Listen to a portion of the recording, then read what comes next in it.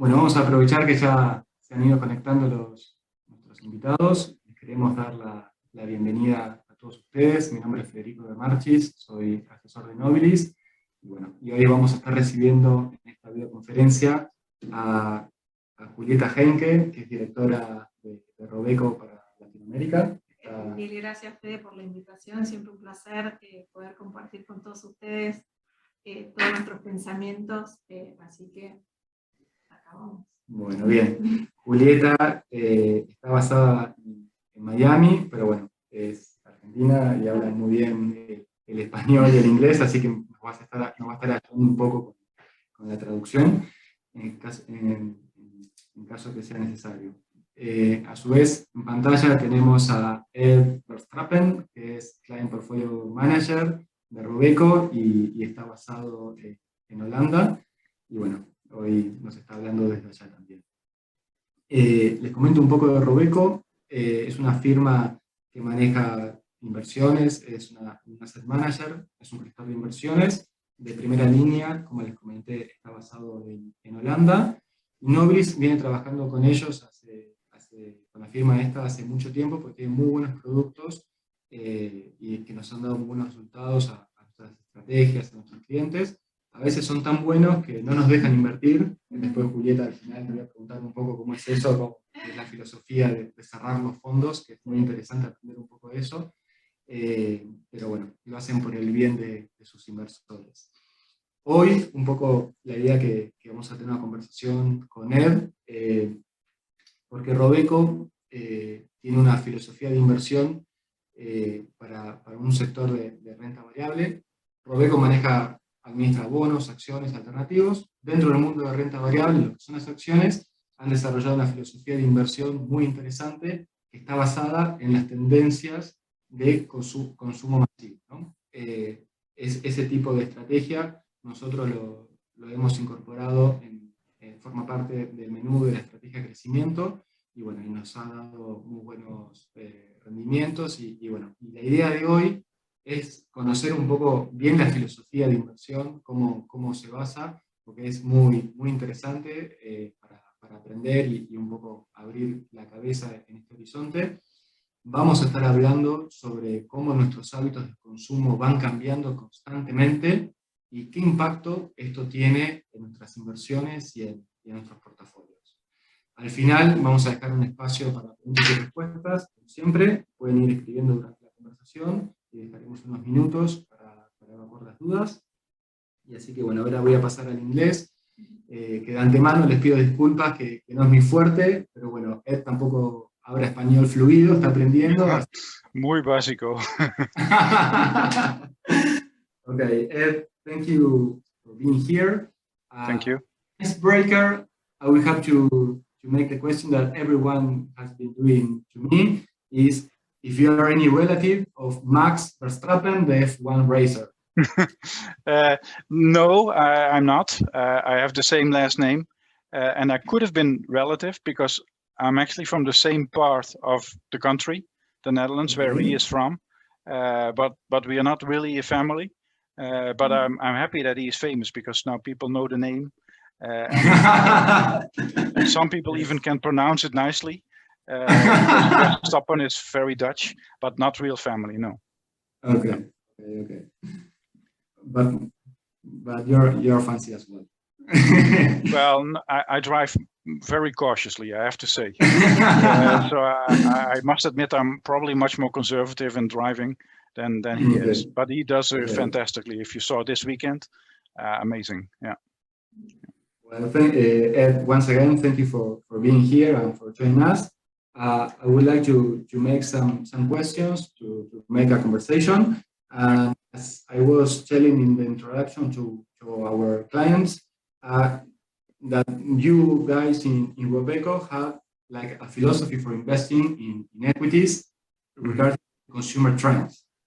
So for starting and going down in these topics, I would like you to explain to us what a trend is and how you find a trend that is different for a fashion, and to tell us about if you can explain what is a trend. Yeah. Yeah, thank you. I'll use some slides, and I'm sure you see the slides too now. Please interrupt me anytime, and indeed, like you said, questions we can take also at the end.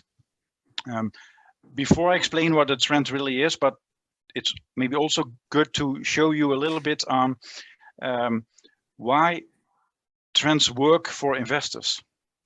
Because what you see here is that trends are really about structural change, not so much about the nervousness in the market that can also happen for investors, not so much about macroeconomies, although they impact what we do, but much more how is the world really changing for people, for consumers, for companies, and also for investors. And I'll give you one very easy example that I think everybody understands. If I look at my children who are now in their 20s, yeah, their life is very different than when I was young. For instance, because we have the mobile phones. That has had a big impact on life. So that is a very easy example of a structural change. And that has really impacted how companies make money, how we behave in our daily lives, and also which companies have been successful in the equity market. So we think that is the idea in the philosophy of Las Tendencias, that if we focus on what is really changing in the world, and we look at that from the longer term, that is fantastic, because that change can drive or impact the earnings growth of the companies that we invest in. So the trend is there not only because it's interesting, but also because it helps earnings grow for our companies. And we believe as fundamental investors that that is the most important thing. We want to buy companies because their earnings are nicely growing and attractive. And that's what we tend to do. And the graph to the right explains a little bit on where you have to be careful for. Because if we speak about trends investing, often people mention examples that are very sexy and they speak to the imagination a lot today. But those are often also the topics that are in a hype. The negative word of a trend can be a hype. That's what you see in this graph. You have a linear development and you have the orange line, what experts call the S-curve of innovation. That's often how new technologies develop. But you see in that beginning period to the left, that the orange line is not as good yet as a normal linear development. So people overestimate the potential of something new in the beginning, and then it's a hype, and you pay a lot for companies that mention this topic because it sounds so, it's so much to the imagination. It speaks to the imagination, but the reality is not there yet. No earnings, we don't know the winner yet. And then the right of the graph, and that's also for us an important philosophical part, many companies and investors underestimate how successful a trend can be longer term. I'll give you one example. Who would have thought that Apple with their iPhones would have had high margins, 40, 50% margin on a small device for that many years? Who would have expected a company like Amazon to continue to grow by 30, 40, 50% for that long? That company is not at all new. Actually, when I was in university, and that is a long time ago, that was already a company starting to be founded. So the point here is to make, we focus on structural change. You have to take a long-term view and at the same time be very careful with some of the things that are too fantastic to be true. Because for us, we don't really care about the trends on their own. We care about the trends because they give us investment potential. And that is different than just a nice story. The story is important, but it needs to translate into real earnings. That is why we are buying these companies. So to me, this is what a trend really is. And now I'm going to explain a point quickly, but it's important. These trends are very long-term. I mentioned it. It cannot be underestimated. But within the trend also grows up. Just like a person, you mature. So in this case, for instance, the digital trend that we all know, it started when people were buying their first mobile phone, smartphone, hardware device 10, 15 years ago. But if you would still invest only on that field, you would not make much profits because the trend of digitization grows up. So first it was about hardware. Then people already had a smartphone. So you would look elsewhere, and companies became important that started to make money on advertising using that smartphone. So then we have companies that are today very famous, such as Alphabet, Google, and Facebook. And they started to make money because people first had bought their mobile phone. And now we are much more different topics. It is still digital, but it has been developing. And today many people speak about digital payments, even cryptocurrencies, even meal delivery, like in Latin you have Rappi in countries like Colombia. Those type of developments, or that you buy many more products online. E-commerce, not new, but really impacted by COVID too. So my point here is, if we speak about trends, long-term, careful on the short term, but the trends also move in time, or they grow up. And as a portfolio manager, we think it is our job to move along when the trend develops. If not, then your portfolio is good for last years, but not for the future. Yes, please, Federico. I was looking the screen, the chart, and I was wondering when is the sweet spot for investing, no? For when a new trend arrives, like a lot of hype, as you told us. How do you determine when is the sweet spot for entering to a kind of investment? Yeah, I'm not sure if there is like really one sweet spot, but there are some things that you need to take into account. For instance, if a trend is too young, it is too early. Often you find many companies that want to become successful. They want to become successful. So there's many companies, but they are also in fierce competition. They don't make any money. And then it's too early. And then there's this move where there's more transparency on which companies will be winning in a trend. And once we see that and we can analyze that, then for us, it is the sweet point.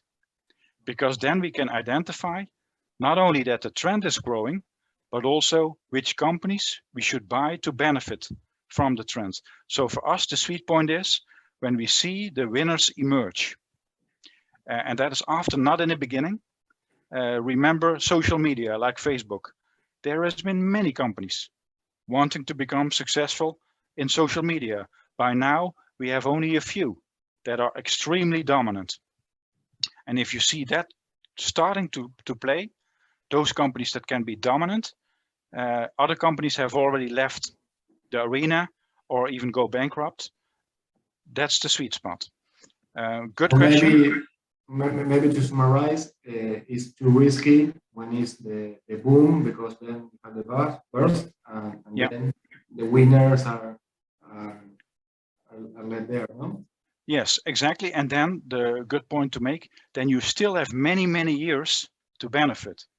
Okay. So for us, but that's a view, for us, it's sometimes even okay to be not the first one in a trend. We rather wait until we know which company can benefit from the trend and then invest in the trend. We can still stay with that trend for many years, because that was also on the earlier slide. The long term can benefit you for the very long term. E-commerce is not new, but it's still growing. That's a good example. So we think you wait until you see real monetization or real potential to make money. Now, if you have the time for it, because I enjoy this, I'm going to show a short movie. This is the point. So the trends develop longer term. It started from smartphones all the way into where we are today, how you use the smartphone. And I have a short movie. To the people listening in, please use your volume. Please put it up, the volume, because you need the sound, el sonido. And please have a look at this video.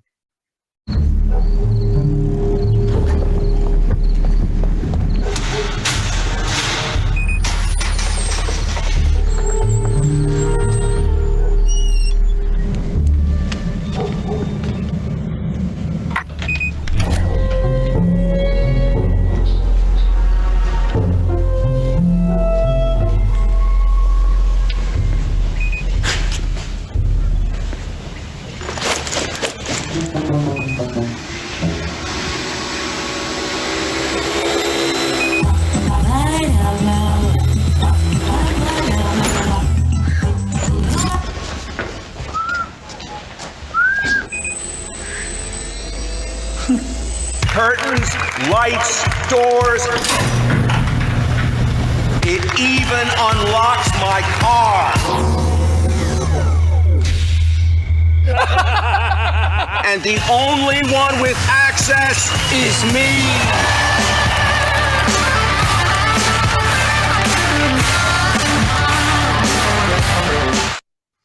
Yeah, just a funny movie, but I think it shows how we are now with the mobile phone, how we use it.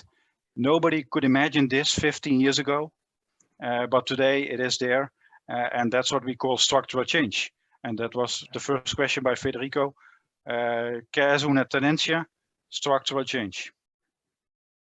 Structural change. But the question was where the car was going, no? To the police station?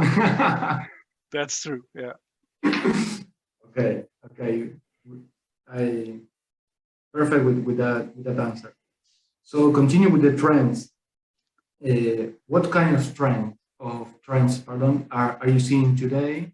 And I assume that the trends that you are seeing today, for sure they might change with the pandemic, no? Because for all of us that we live worldwide, our style change.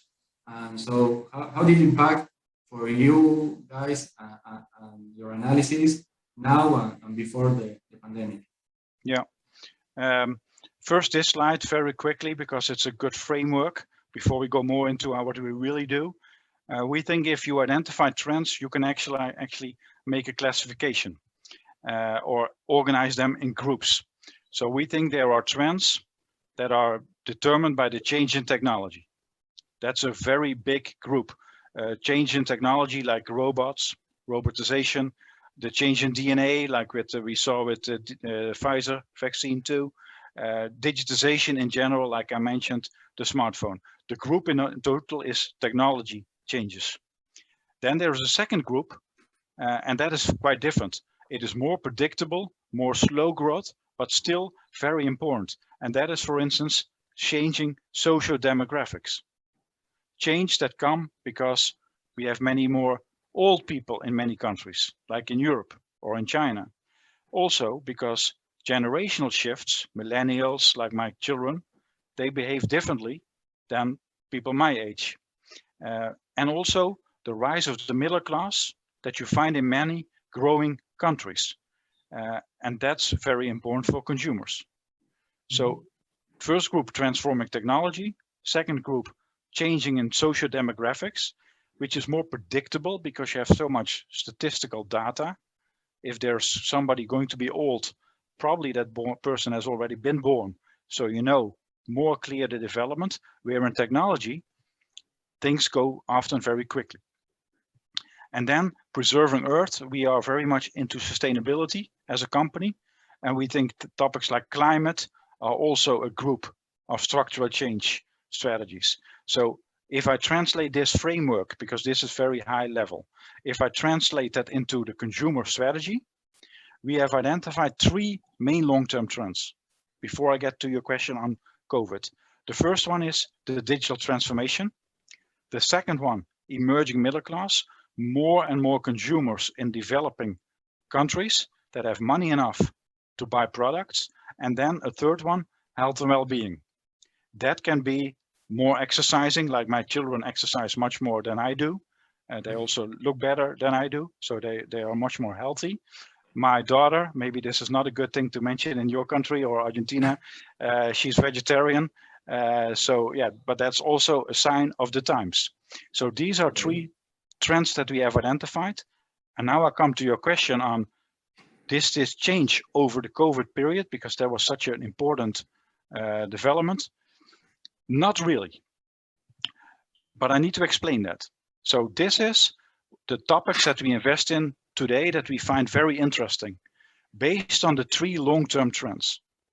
And what we have always tried to do is create some balance. I don't know the real Spanish word for that, but at least to make a balanced approach. For instance, some of these trends already were there, not new, but they accelerated, they went extra fast in the COVID situation. For instance, change in payments. That's an interesting trend. Not new at all, People pay less with cash. They use mobile phones, they use credit cards, they use other ways of paying money. And the COVID situation has only increased that. In my country, if you would go to the supermarket and wanted to pay in cash, people did not like that anymore because it was less hygienic. So you pay with your mobile phone or your cards. So that's a structural trend that was really benefiting. Last year in 2020, it was a new trend, and not a new trend, but extra growing fast. Also people playing games, young people, games on their laptops, games on their mobile phone, tremendous growth because people were at home. They could not meet their friends. What else can you do? And they played a lot of games. Streaming media, watch Netflix, listen to music in Spotify. All those topics were already in the portfolio, but they benefited fantastic in 2020 because people had to go to those ways of spending time. But the point is, for us, we would not like to make a portfolio only of those trends. We liked the balance. So we also have topics like luxury goods. I'll come to speak about that more later, or much more defensive, healthy lifestyle, because the digital trends are often high growth. So we also need something that is more defensive if you want that balance. So for us, did we really change much? Not even. We know we benefited from COVID, but we also want to have that balance, and that has always been in portfolio. I have to be a little bit honest here. I think we could have done more in the non-COVID parts. So the reopening, restaurants, drinks, we could have done more. So we have not done enough if I look at it today. But if you look at it longer term, this fund has been really strong. And if it's okay with you, Federico, I would like to explain a few trends, I think two, a little bit more in detail, because it shows what I mean about balance. Sure. And the first one is this one. And people know about this also in Latin America. Companies like Mercado Libre, Magazine Luiza, those type of companies. Of course, also Amazon is a big player. So what you see here, this is a long-term trend. People have been buying more and more online, and that was already happening for many years. You see that in the graph. Then we had the COVID lockdowns, and it went extra fast. You see that it was growing extra fast. And now we think it will continue to grow, but not as fast as in 2020. So this is a good example of a trend that was helped by the lockdowns, but is still very important. And it's not only about growth, it's also that people are willing to pay a membership. So you become a member of Amazon. You pay a few dollars per month to do that. And then the earnings of that company become more predictable, something we like a lot. And not only the large players like Amazon, but also companies like Nike or Lululemon, the famous yoga brand. Why did they do well when their shops were all closed? Why did those companies still perform well when the shops were closed in the lockdowns? Because they really developed very well their e-commerce relationship to the client. So these companies, they reach out directly to their customers. They do not even need an Amazon. They go directly to the customer, taking higher margins. We love that too, higher margins. And a company like Shopify, that's the S to the right, is a company that's helping small companies make their own websites, do the payment, do the fulfillment, so the delivery of the products. And that's a company that's doing fantastically well, because by now everybody realizes that you need also to be in e-commerce as a shop. So this is a nice trend, high growth, very strong in COVID, but we think it will continue to be attractive. Not as fast as in 2020, of course not, but still good numbers. You had a question on this, Federico? Yes, no, I would like to understand this chart, because what I see, let me know if I'm right. Before COVID, it was a growth rate. Then COVID was a crazy growth rate. And in the future, you see the growth rate higher than before the COVID, not the same. True, that's true. And that's because many people who never did an e-commerce transaction, like older people, They have now done it, so they now know how it works. They feel more comfortable, and yes, indeed, there's more growth than before. That happens quite often. So yeah, again, my daughter, she was always buying e-commerce a lot. My wife and I, not much, but now we do more because we had to do it in the e-commerce times. So yes, that's correct. It's in both sides. It's in the consumer and as well in the seller. No, in the shops now are putting all online. Yeah, yeah, and even more, also in the payment. Companies like PayPal or Adyen, I don't know if people know Adyen, but they're also in payments. And that is fantastically growing because if you buy a product, of course, you need to pay for it. Okay. And then there's a company that helps with the payment and they get a fee on each payment, on the digital payment. So that's also part of this trend.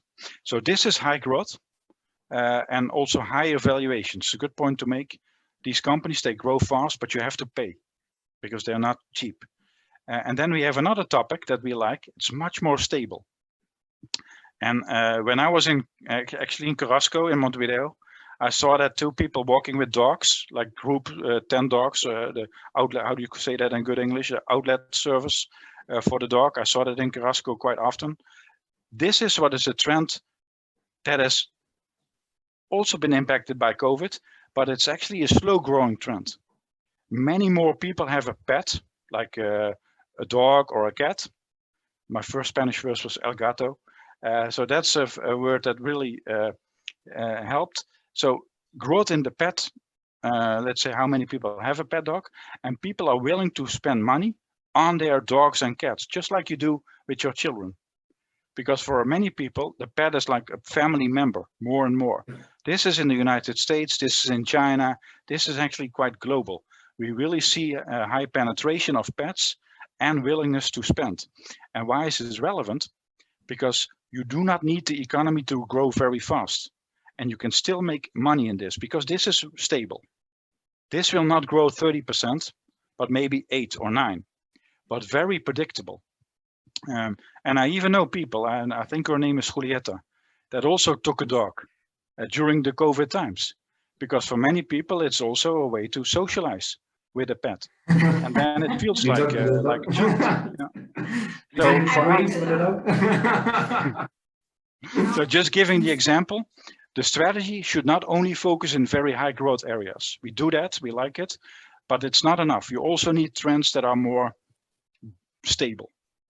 Because if the economy is not good, then this trend will still be there, where more aggressive trends have a difficult time. And we like that balance. Yeah. So for us, this is an important example. Yeah. Sure. I think this is already for your next question, because obviously we have prepared this. Yeah. Yes. Another important pillar in your philosophy is stocks and those kind of investment. Yeah. Sometimes when you think on quality, it seems or lower return in the future, or a lot of control in risk management, or in summarize, boring. So, but I know that in the long run, it's not like that. So maybe if you can explain me, or explain us how it is the quality philosophy has an impact in the portfolio in the long run. Yeah, well, we know from research, this is just an example. I show it 1 minute only, that quality companies can outperform in the equity market. Why is that? Because if people buy companies, they often also want to feel comfortable with a name that they know and trust. And often those are described as quality companies. For us, that is very important because we invest in trends. And trends can be hypey, and we spoke about that. And we really want to benefit from the trend as much as we can. And then we buy, for that reason, we buy the dominant company, the number 1 and 2 in their field. That makes sense, because if the trend is indeed correct and it grows, the number 1 and 2, because they are dominant, they will make the most money. They are the biggest one, they benefit the most, and probably they can also have the best prices because they are dominant. So quality for us is not only because it works in general, which is true, but it also explains why is that company the number one or the number two? Because they are better than other ones. That is quite simple. But then you need to think, what makes a company better than other ones? And here at the left bottom, you see some of the items we try to research.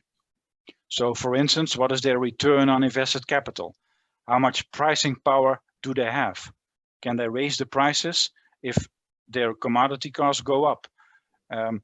Do they generate a lot of free cash flow?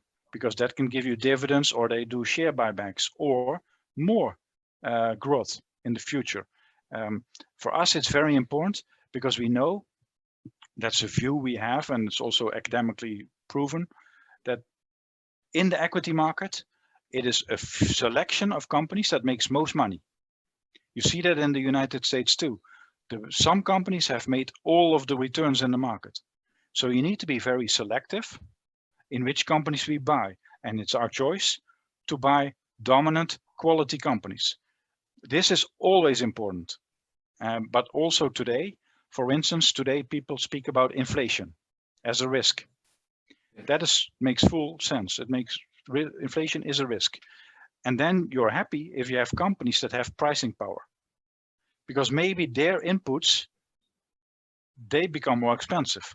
But if they then, because they have the power, increase also their own prices, at least they still make enough money. A good example in our portfolio is Nestlé. And Nestlé is very well known, from George Clooney, the coffee and the water, and they have also a pet department.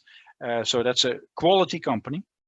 And they made clear 2 weeks ago on the earnings numbers that they could raise the prices because they are so dominant. If you have to compete by only low pricing, that makes you more weak. But if you can compete because you are the best one and the strongest one, then you can raise the price, which is probably important in this field. So with this, I think that's my explanation.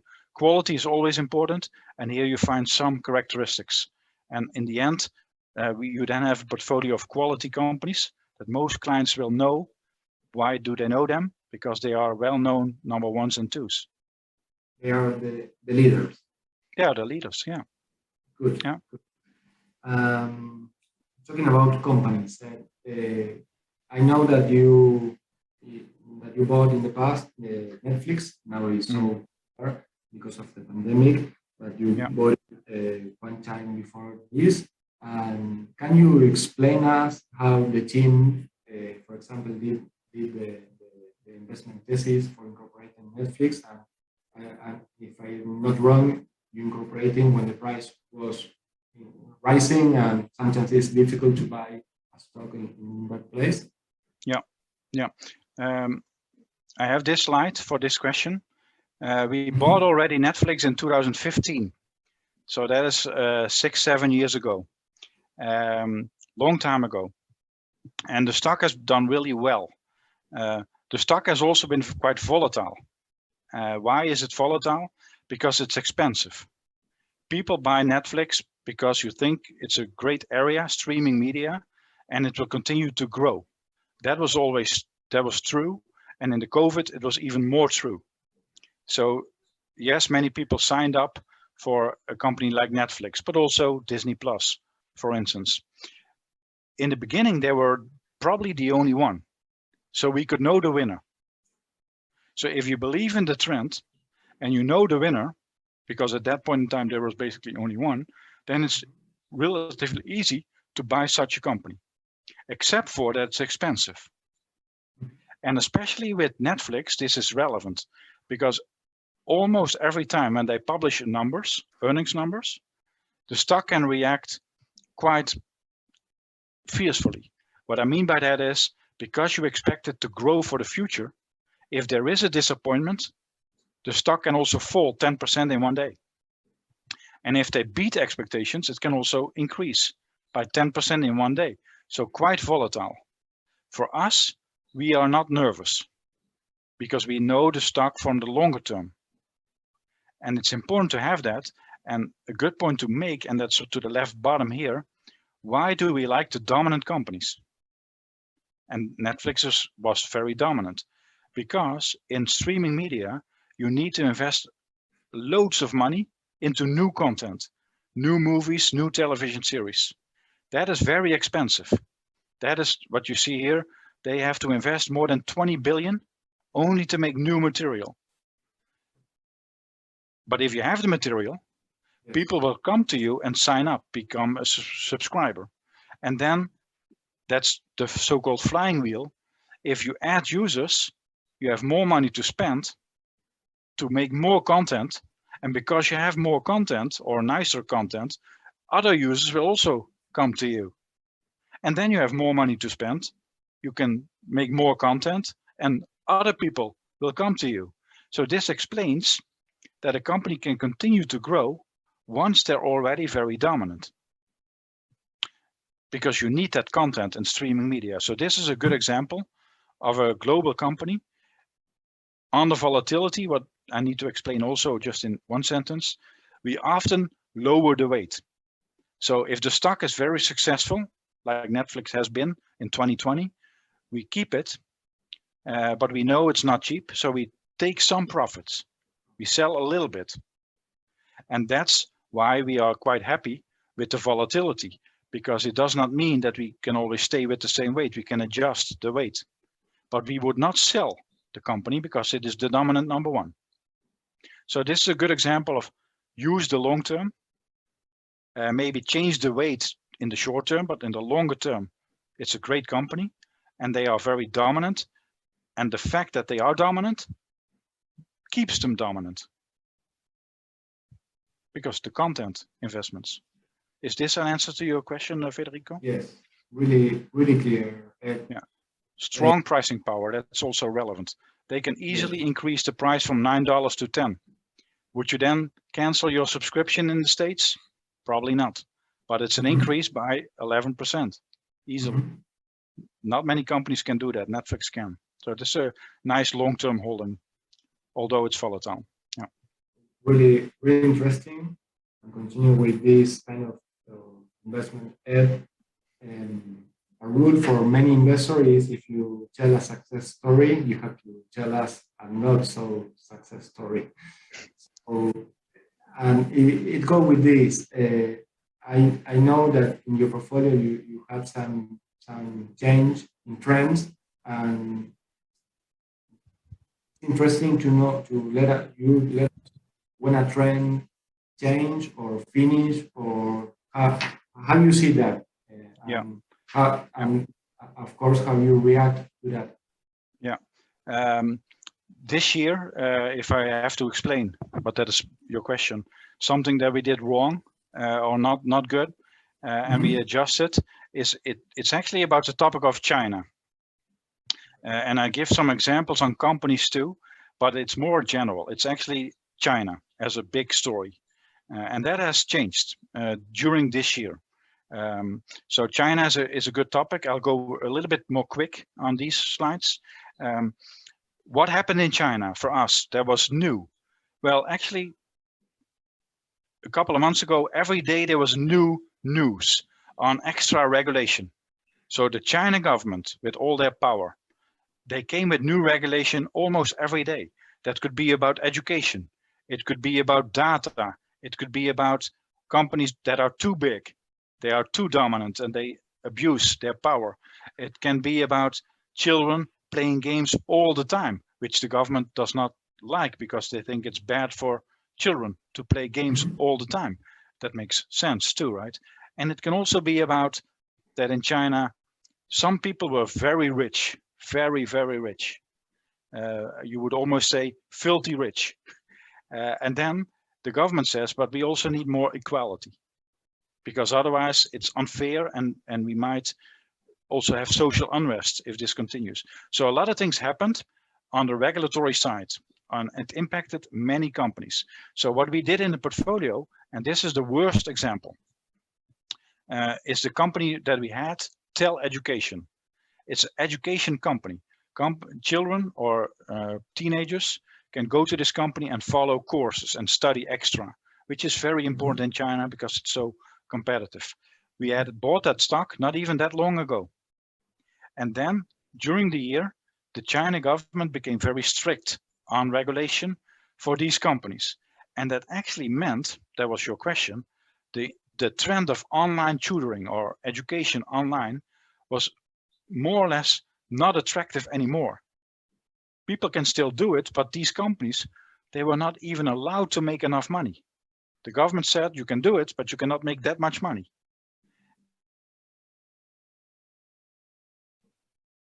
So what we had to do, we had to sell it as soon as possible, because we know the structural driver of the trend is suddenly gone.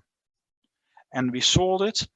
Now with hindsight, we are still happy in a way, because we sold it around 50, the price of $50 US. Today it's below 10.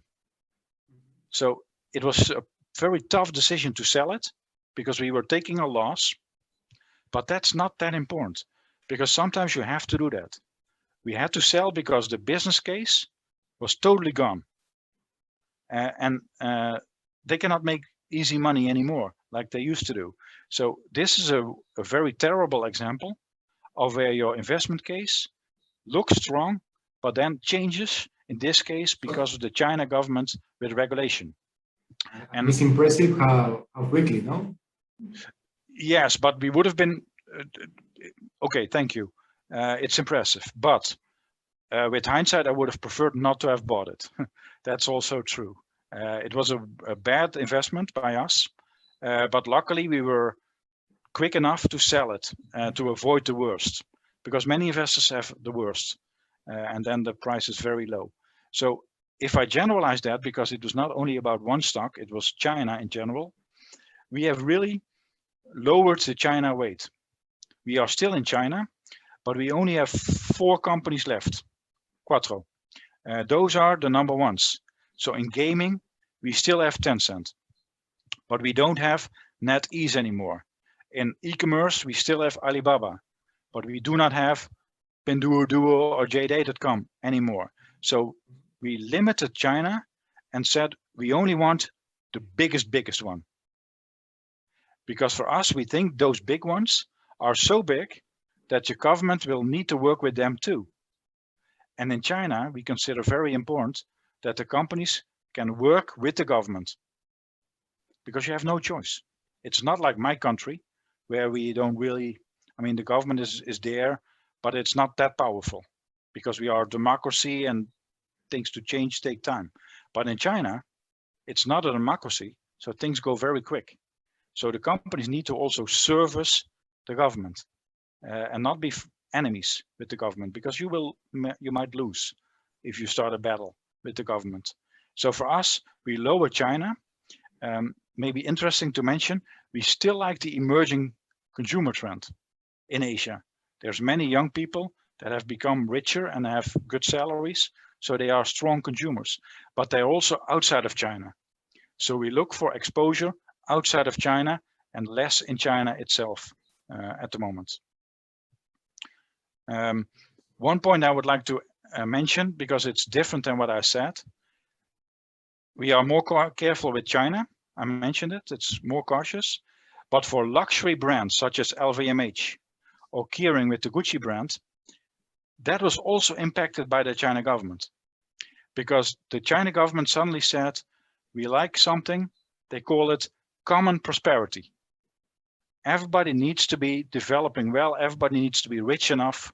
The middle class is also important, and not only the very, very rich Chinese people.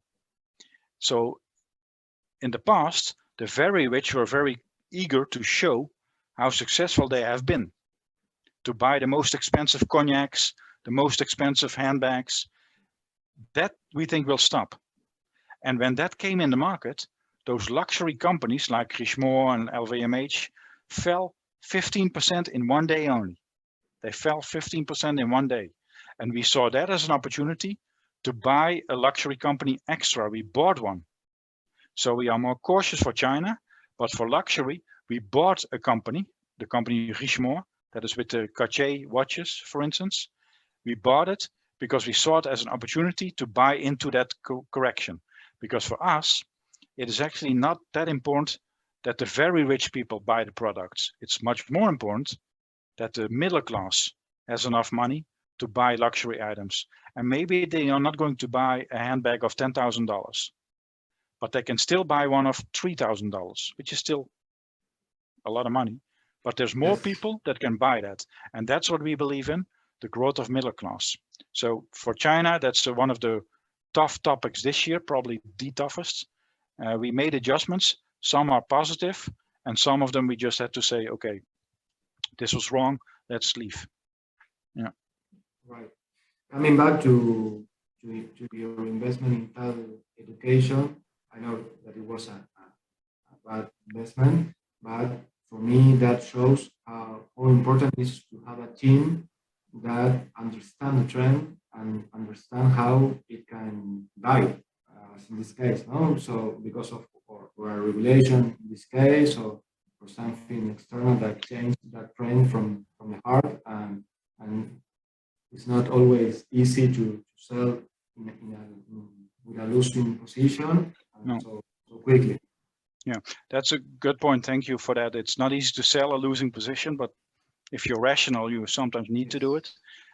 Something I didn't mention, but it's quite interesting. As Robeco, we also have people, local Chinese people in Hong Kong and Shanghai. So we're not only with the Dutch people, but we also have people there. And especially in China, that is very important because it's quite difficult to really understand what they say, unless you are there and you are local. Yes. So we need that too, but we have that. That's another added value of this kind of firm. Good. Yeah, I think so. Yeah. And coming back to some stores that you told us, for example, Netflix, Mercado Libre, and those stocks, they continue growing and they are expensive. I would like you to ask, like in our time, that the markets are in all-time high. For common investors, it's quite difficult to keep adding positions or to keep investing when the market is still rising. Yeah. And the valuations seems to be like high or expensive. But in the other hand, there's people that says that okay, but people always, but the markets don't keep in all-time highs most of the time. So how do you manage this kind of situation in Robeco so we can learn from you guys? Yeah. Well, I think we must agree that the markets are expensive, but it also, for some reason, it also makes sense because interest rates have been very low for many years. So there's not much alternative than to buy equities. Maybe in LATAM this is easier, but in Europe, if you have money, you put it on the bank, you have to pay a fine to the bank to put the money in the bank. So you have to pay them for your money. It's unbelievable, but this happens. So many investors, they buy equities because they have no choice. Otherwise you have to pay a fine just for having the money. That's also not much fun. So we understand that there's a lot of demand for equities. And the good thing is also that earnings growth coming out of the lockdown, COVID situation, has been very strong. So the market is expensive, but at the same time, at least the growth is also there. So that's a positive then. But suppose you don't have a view on the market, because I'm not negative on the market, but suppose you have no view. Then what you can do, that's what we do. We try to diversify between those stocks that are expensive. Can we explain why they are expensive? Because some stocks you can never buy cheap. You can wait, but you will wait until you're very old and you'll still not be cheap. So sometimes you just have to buy something because it's more expensive. Easy example, if you buy a car, a Porsche is also more expensive than a Toyota. So that's just the price of it. Sometimes you have to pay that. And that's a little bit explained to the left top. But more important, in a portfolio, you don't buy just one company, you buy more. And then you have balance again, diversification.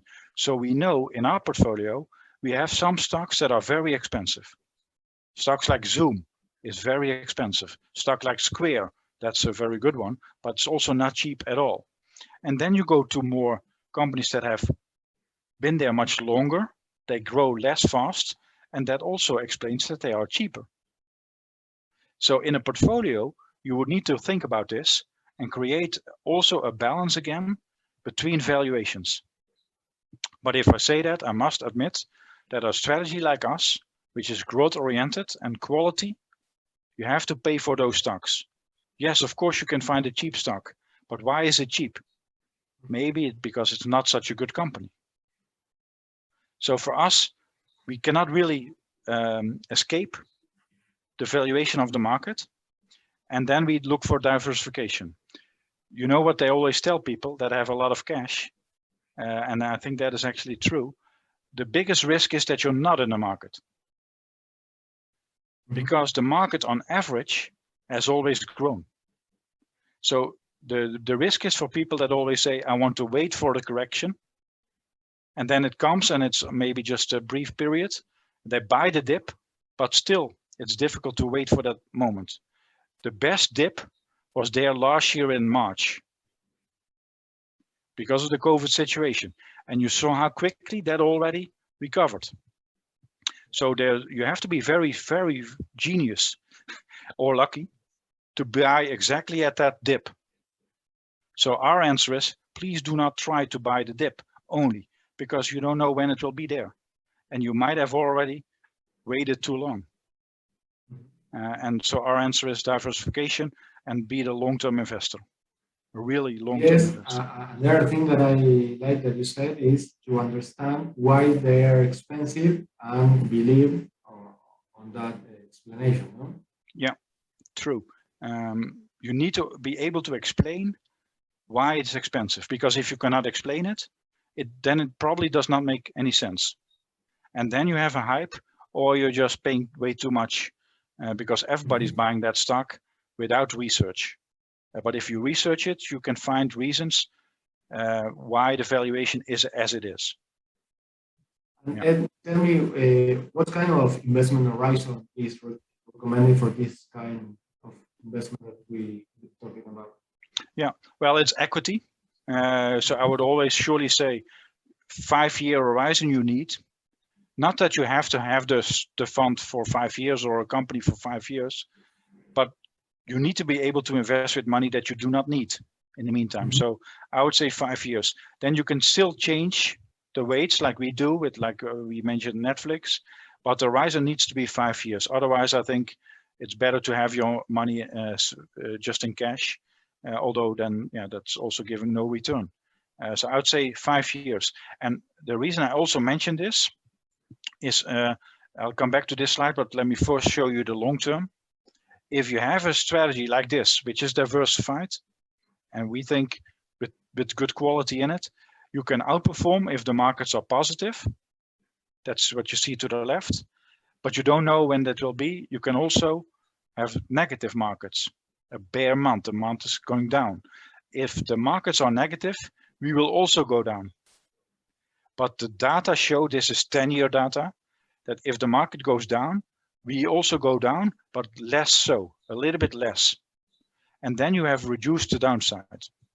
If you add it together, on average equities do grow, you outperform in growing markets, you lose a little bit less when the markets are negative, but they can be negative, then you have great performance.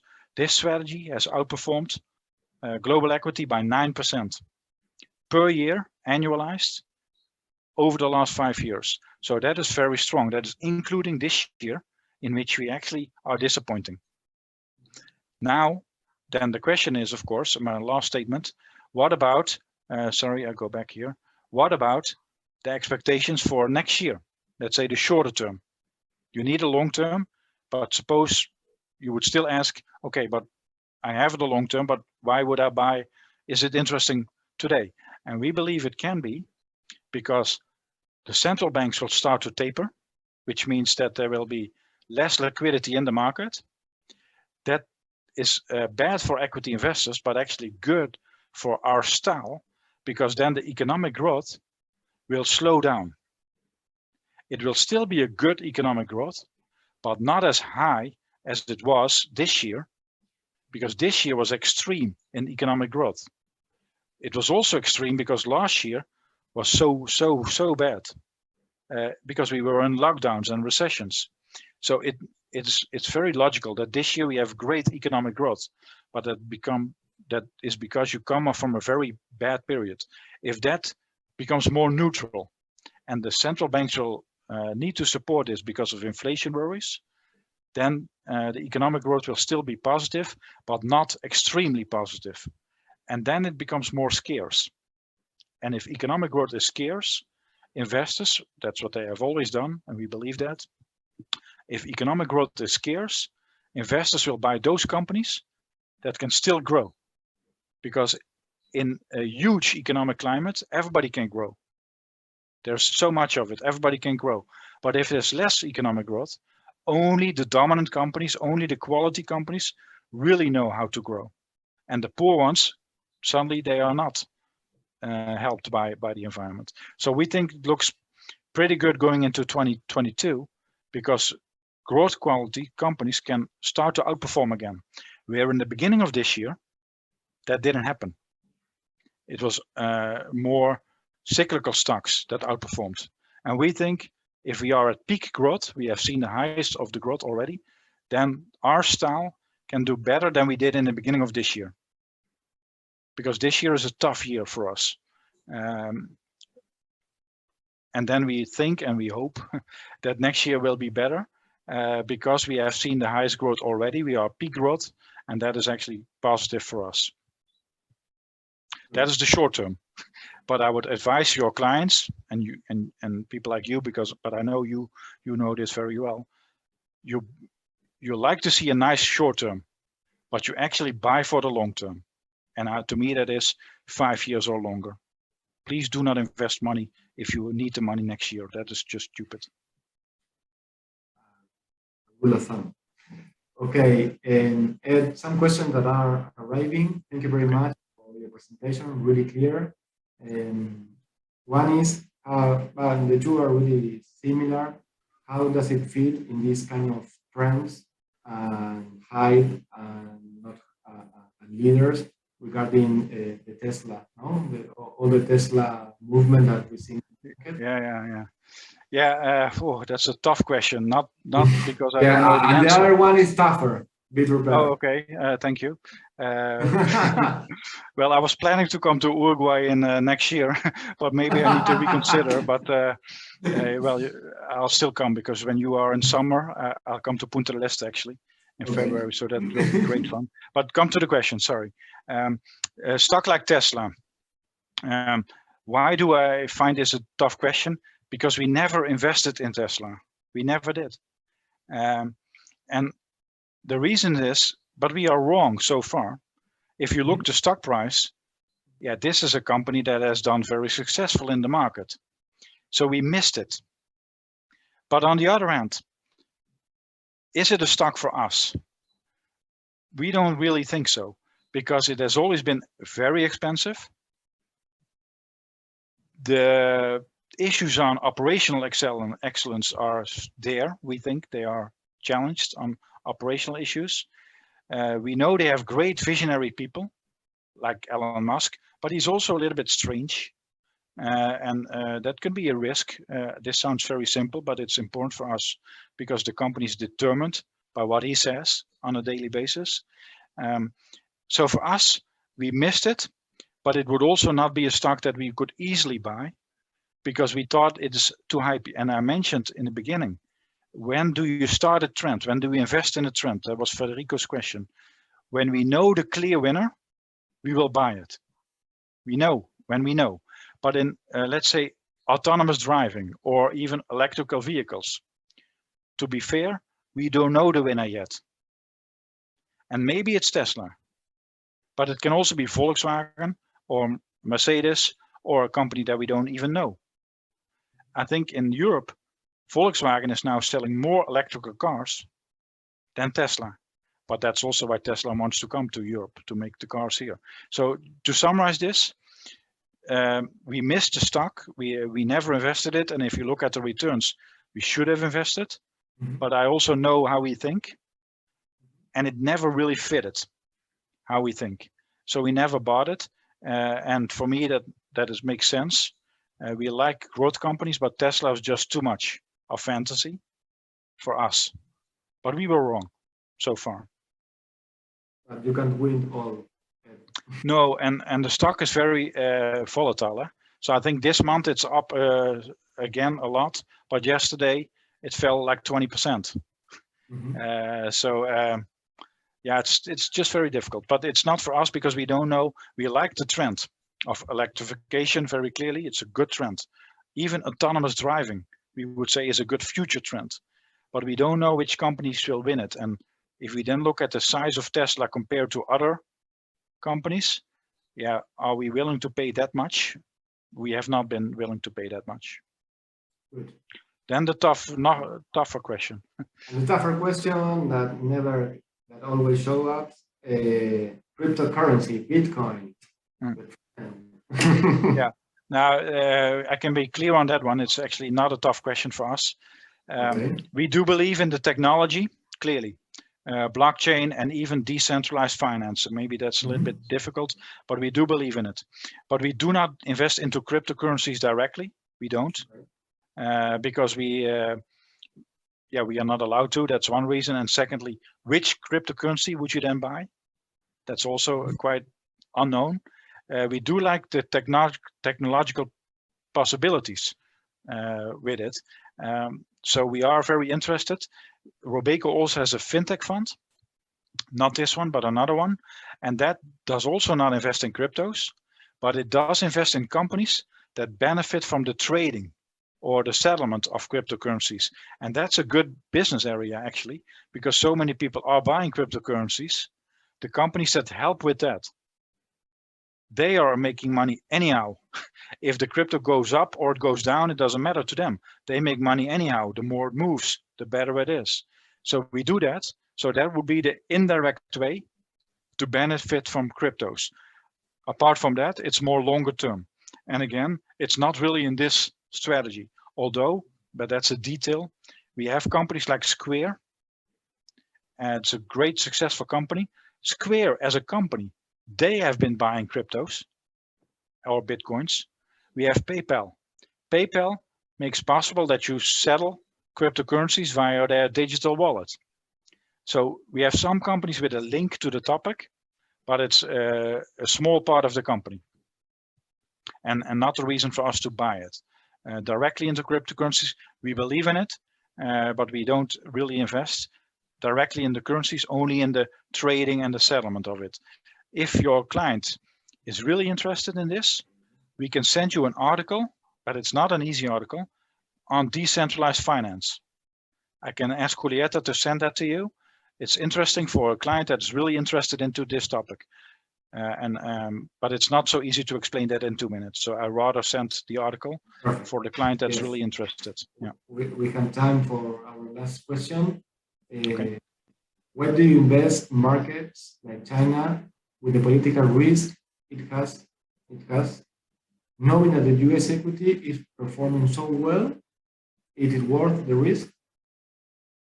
Yeah, good. Yeah, that's a good point. Our portfolio is also 70%, 70% in US. So most of it is very much US.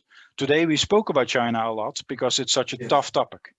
So I agree with the person who asks the question. It's a tough question. So China, we have only, I think, 7%, and US 70, 10 times as much.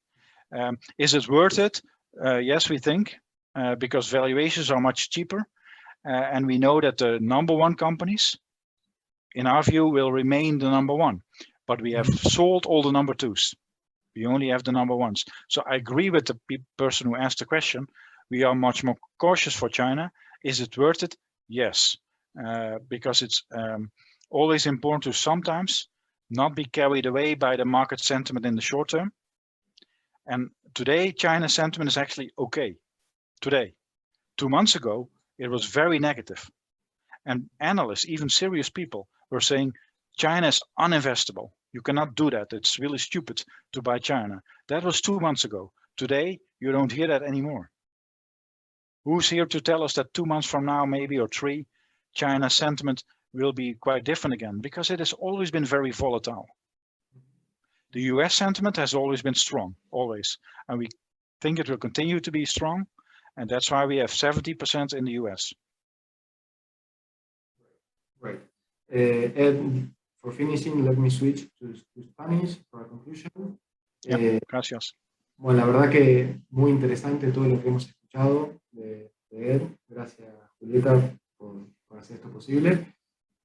Como les comenté al principio, la estrategia de la que está hablando Ed está incorporada en la estrategia de crecimiento y bueno, nos ha dado muy buenos resultados, pero siempre recordarles lo importante que es entender un poco lo que estamos hablando, las ideas que por más buenas que sean, tienen que encajar en el perfil de inversión de cada uno de ustedes, ¿no? O sea, porque es la única manera de que tengan un portafolio bien hecho a medida, en el cual ustedes se sientan cómodos el día de mañana con la volatilidad y con los resultados que esto ofrezca. Así que siempre lo importante es hablar con su asesor, recordar el perfil, el horizonte temporal. Como decía Ed, es importante que en el corto plazo haya, como quien dice, un dulce, algo interesante, pero siempre hay que hacerlo sabiendo que uno lo hace para el largo plazo, ¿verdad? Así que el horizonte temporal es algo muy importante y también un poco la capacidad y la necesidad que tiene cada inversor a su manera de asumir riesgos. Así que bueno, como siempre, les recomendamos hablar todo esto con su asesor financiero, ver un poco de qué manera encajan estas ideas muy interesantes en sus portafolios, y bueno, para así poder tener un portafolio bien hecho a medida y que bueno, cuando venga la volatilidad estemos todos tranquilos y sepamos el horizonte de inversión. Así que bueno, a todos los que presentes, muchas gracias. Muchas gracias a ti, Fede. Julieta. Gracias, Ed. Y bueno, espero que les haya servido. Creo que es importante escuchar las tendencias, lo que viene, cómo estar posicionados, cómo estar ayornados a lo que está pasando en el mercado y tratar, como dice Fede, de buscar las mejores soluciones para sus clientes con portafolios donde ustedes se sientan cómodos, que lo puedan explicar, que entiendan el rational, por qué se hace de cierta manera. Entonces creo que bueno, creo que fue bastante instructiva la charla. Muy buena. Thank you very much again. Thank you very much. Hope to see you for your in patience and for your clarity. You were really clear. It's a lot of information that we really appreciate. Y otra cosa para comentar, nosotros tenemos en Robeco muchísimos white papers que no tienen nada que ver con los fondos, sino de temas. Por ejemplo, electric vehicles, el tema de cryptocurrency, de consumo, de mascotas, que muchas veces es súper interesante leerlo para entender más del tema, y esto les puede servir para todo en general. Así que dispuestos a compartir todo el material con ustedes. Bueno, muchas gracias. Gracias a todos. Adiós. Bye. Hasta luego.